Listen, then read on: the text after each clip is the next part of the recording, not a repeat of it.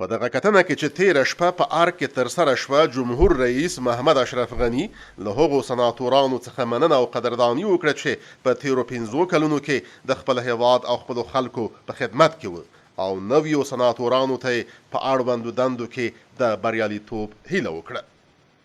جمهور رئیس غني نویو سناتورانو ته په خطاب کې وویل د افغانستان ولس در باندې لوی اعتماد کړی او ما د اعتماد وړ خپلو د ورونو او خویندو د اعتماد وړ او هیله ده چې د افغانستان ستر ولس ته د خدمت مصدر وګرځي، چې یقین لرم انشاءالله تعالی ګرځي. باز هم به سناتور صاحبایی که جدیداً انتخاب شدن تبریکی میتونم. از دربار خداوند جل شانه سناتور صاحبایی که دورهشان هنوز دوام داره، سناتور صاحبای انتصابی و سناتور صاحبای انتخابی، پیروزی و موفقیت می‌وي.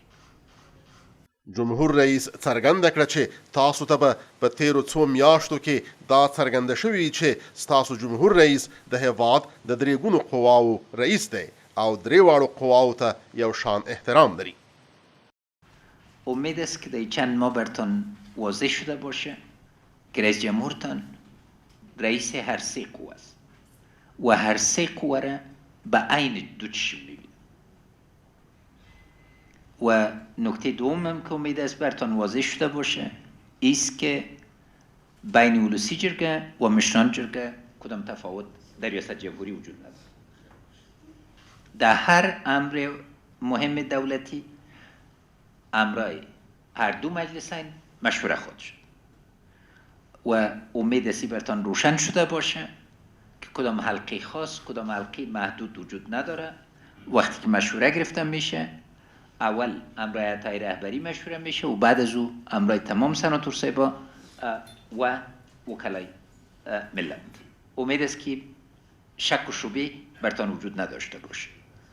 د افغانستان جمهور رئیس د 3 ګونو قواو ترمنځ په همغږۍ باندې د ټینګار په ترڅ کې وویل د مقننه، قضایه او اجرایه قواو ترمنځ همغږي یو مهم اصل دی او موږ پرې عقیده لرو. جمهور رئیس غني د افغان ولس ترمنځ د یووالي پر لا ټینګښت باندې د ټینګار په ترڅ کې وویل دوستای ما علاقمند به ایستن که ما متحد باشیم. دشمنای ما از اتحاد ما میترسن و مردم ما اتحاد قشر سیاسی افغانستان میخوان. بنابراین هر بخش تار و پود ما باید طرف وحدت بریم، طرف اتفاق بریم. وقتی که افغانا اتحاد داشتن کارهای بسیار بزرگ و سترگ انجام دادن. وقتی که افغانا در نفاق بودیم بدترین نتایج دیدیم. امید است در 5 سال ما شما بتانیم تهداب اتفاق را به وجود بیاریم که سرمایه اجتماعی دوامدار باشه. جمهور رئیس غني د مشرانو جرګې غړو ته ډاډ ورکړ چې د دوی غوښتنې او وړاندیزونه د قانون په رڼا کې په پام کې ونیسي. د مشرانو جرګې رئیس فضل هادي مسلمیار له جمهور رئیس محمد اشرف غني څخه د مننې په ترڅ کې هغه ته ډاډ ورکړ چې مشرانو جرګه به د هیواد د نافذو قوانینو په رڼا کې د ملک او افغان ولس د خیر ښېګڼې لپاره د حکومت پیاوړي همکاره واوسي. مسلمیار جمهور رئیس محمد اشرف غني ته وړاندیز وکړ د هغو سناتورانو له تجربو او انرژۍ څخه دې په حکومتي ادارو کې ګټه واخیستل شي چې په مشرانو جرګه کې 15 کلنه کاري دوره پای ته رسېدلې ده. د همدا راز د دغو سناتورانو د شخصي امنیت پر ټینګښت هم ټینګار وکړ. همداراز په دغه کتنه کې سناتور احمد بشیر سمیم، سناتور نجیبه حسینی او سناتور مولوي عبدالله قرلق هم خبرې وکړې ویل چې افغانستان په ځانګړو تاریخي شرایطو کې قرار لري.